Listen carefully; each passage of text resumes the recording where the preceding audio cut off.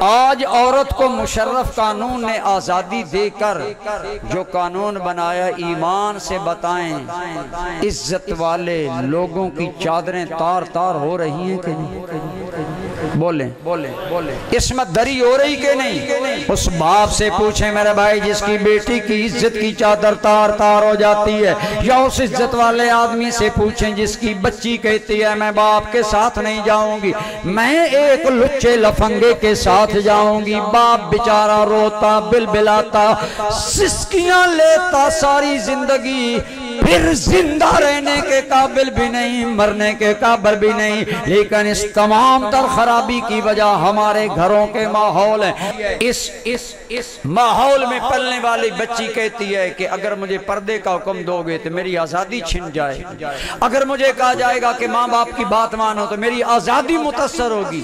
آج اس قدر بے حیائی عام ہے کہ یورپ کی تقلید کر کے ہم خوش ہوتے ہیں۔ غریب لوگ ہوتے ہیں، گھروں میں انٹرنیٹ، فیس بک، ٹی وی آن ہے اور ناچ گانا ٹی وی پر ہو رہا ہے، ماں باپ کو پرواہ نہیں کہ میری جوان بیٹی کتنی دیر سے یہ بے حیا منظر دیکھ رہے ہیں۔ کسی نے کہا تھا کہ یہ وہ منظر ہے کہ آج حیا سر پیٹ رہی ہے کہ کیا کریں، کیا ہو رہا ہے۔ ٹی وی پر بے حیا فلم، بہن اور بھائی جب مل کر دیکھیں گے بتائیں برائی آگے نہیں بڑھے گی، اور ہمارے ہاتھ میں یہ بات ہے۔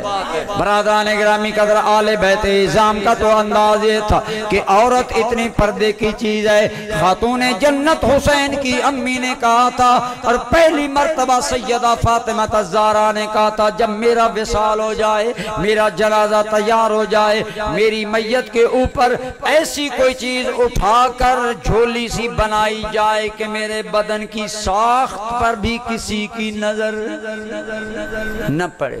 یہ چوکھنڈی بلند اٹھا کر جو عورتوں پر رکھی جاتی ہے، یہ حضرت خاتون جنت کی فکری ذہن کی ایجاد ہے۔ فرمایا میرا جنازہ رات کو اٹھایا جائے تاکہ میں غیر محرموں کی نظر سے جس طرح زندگی میں بچی رہی آج بھی بچی رہوں، اور میرے جنازے پر وہ چوکھٹ لگانا جس کے اندر میرے جسم کی ساخت نظر نہ آئے۔ ارے حسین کی امی تو حیا کا یہ سبق دیں، حسین حسین کہنے والے بچی کو وہ لباس پہنائیں جو بچی کا سارا بدن نظر آئے۔ حضور نبی کریم صلی اللہ علیہ وسلم نے فرمایا ایک وقت آئے گا عورتیں کپڑے پہنی ہوئی بھی ننگی ہوں گی۔ بتائیں آج وقت آیا ہے کہ نہیں؟ بولیں۔ برادران گرامی قدر حضور کی تمام تر یہ باتیں پوری ہو رہی ہیں، اور کون کر رہا ہے؟ وہ بچی کو لباس لے کر دینے والا کون ہے؟ کھلی چھوٹی دینے والا کون ہے؟ بچی یہ ہے 5000 روپے، جو ساڑی پسند آئے وہ پسند کر لو۔ ارے ہندوؤں، سکھوں، عیسائیوں اور یہودیوں کے لباس ہمارے گھر کی زیب و زینت، ہمارا فخر بن کر رہ گئے۔ ایک گھر میں گیا، میں نے کہا پردہ کریں، میں اندر آ سکتا ہوں یا نہیں؟ اللہ کی قسم کہنے لگا مولانا آ جائیں، ہم یورپ میں رہتے ہیں، ہم تنگ ذہن نہیں، ہم کھلے ذہن والے ہیں،